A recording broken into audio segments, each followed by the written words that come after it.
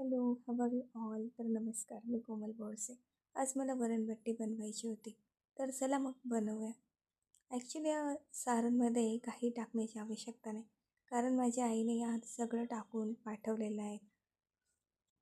जसे की हळद, सोडा, मीठ, धनेपूड, अ, ओवा, तसेच बडीशोप यात सगळं टाकलेलं आहे. फक्त तेल गरम करून घ्यायचं.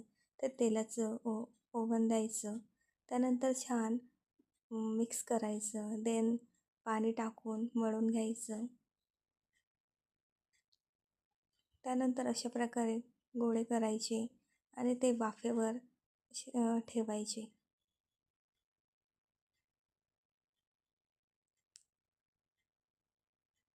यावर सगळी बट्टी मी वाफेवर ठेवली. त्यानंतर म्हटलं चला डाळ शिजवून घेते.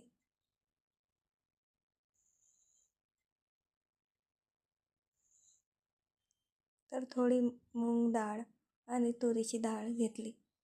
छान वॉश करून ती कुकरमध्ये शिजवायला लावली. त्यातच भात देखील लावून घेतला.